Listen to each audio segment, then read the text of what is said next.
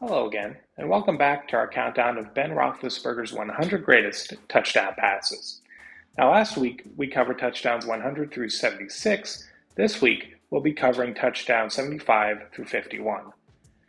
Now, we've already covered a number of amazing moments from Ben Roethlisberger's career, moments ranging from touchdowns and huge comeback victories, something Ben became well known for in the course of his Steelers career, and in addition to that, touchdowns in the course of blowout victories, where he scored sometimes 5 or 6 touchdowns over the course of 60 minutes. This time, the quality of Ben's throws gets even better. Some of it due to Ben's natural athleticism, his pocket presence, or his scrambling ability, or the ability of his playmakers to make plays in crucial moments.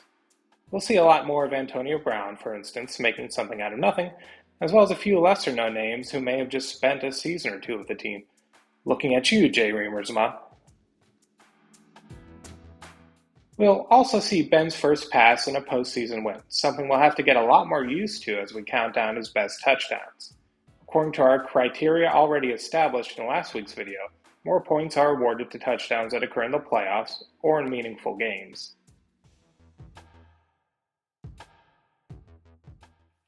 On the downside, many of these great plays took place more than 10 years ago, a time when the Steelers were expected to advance deep into the playoffs, a time when they were considered the next best thing to a dynasty. Recently, expectations have waned a bit, and Ben's postseason performances haven't been quite as stellar. I hope these moments in Steelers history bring back fond memories, and along with each highlight that's covered, you're reminded of your younger self, a time you were more youthful, more vibrant, more hopeful, perhaps. Perhaps you even had more hair back then. Some of my best memories of watching Steelers football are going to games at Heinz Field with my dad. Now, back in 2008, the Steelers were poised for a deep playoff run, and of course, we all know how that turned out, but nothing was guaranteed as the Steelers were set to face off against the Cowboys at Heinz Field. Now, me and my dad were driving up to Heinz Field that day, and it was just about 20 minutes prior to kickoff when my dad tells me to just get out of the car, race to Heinz Field in time for kickoff. But I wasn't going to do that. It was freezing cold that day. I wasn't going to step outside the heated car for anything, and of course, I wasn't going to miss kickoff without my dad by my side. We found parking and made it in on time, finding our seats just before Jeff Reed launched the ball into the air. It was, of course, one of the more memorable games in the history of the stadium, and it began a new tradition for my dad and I. From 2008 to 2018, we made it to at least one game every season. I know most every person who's been to a game at Heinz Field has a few memories they've made with friends and family, and especially memories of great plays and on-field moments. And no one has authored more Heinz Field moments than Ben Roethlisberger. Truly, Big Ben is to thank for the many great Sundays we've had here in Pittsburgh. So what better way to give our thanks than to painstakingly rate his greatest touchdowns? Maybe that's just the masochist in me talking, but regardless, let's get onto the list, shall we?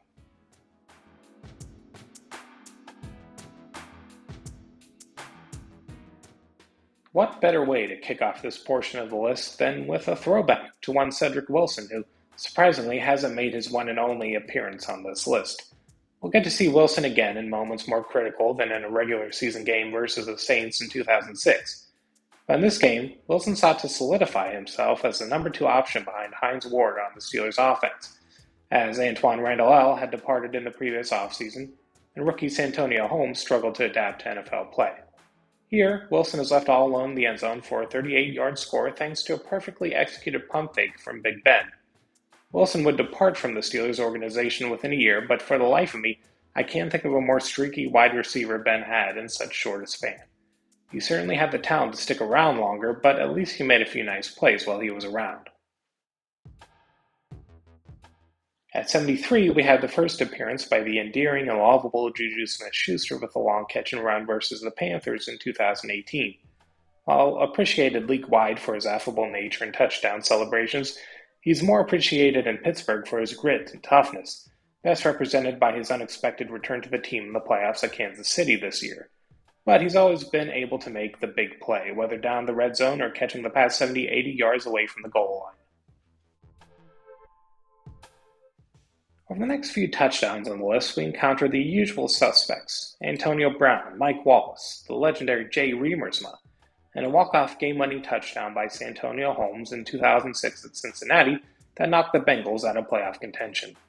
I mentioned earlier that Santonio had struggled most of the year, but in this one snapshot from 2006, Holmes showed why the Steelers drafted him as their first-round pick.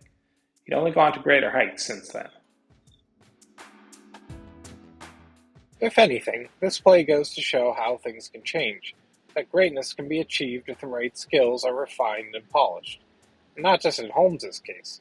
As an organization, the Bengals went from the dregs of the AFC North to an appearance in the Super Bowl. Granted, it only took about 15 years since the moment this play occurred. Here's hoping the Steelers can rebound and get back to the top of the division next year. But for now, at least we have the memories. Next play on the list features the current Steelers' number one wideout, Deontay Johnson, doing his best Holmes impression with a quick toe tap in the back corner of the end zone. Throwing a bobble before corralling the catch, and we've got number 67 on our list. A touchdown at Buffalo in Week 1 this past year. The play was crucial in upsetting one of the premier AFC franchises, and it truly took every single play to upset Josh Allen and the Bills.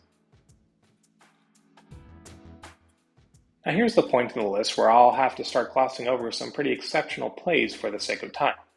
In relatively quick succession, we have a touchdown Super Bowl 45 to Mike Wallace that put the Steelers within 3 points following the score and a successful 2-point conversion.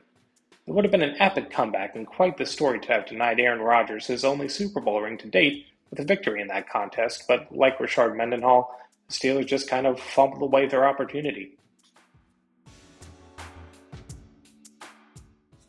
In 2008, a game-winning pass to Hines Ward to cap off an epic drive in Jacksonville righted the Steelers' ship 2 weeks after a deflating loss in Philadelphia, where Ben was sacked 8 times.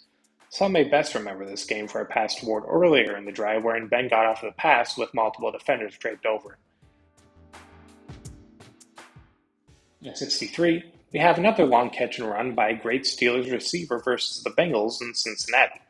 And this one, like the one to Holmes in 2006, also put the nail in the coffin for Paul Brown's more famous team.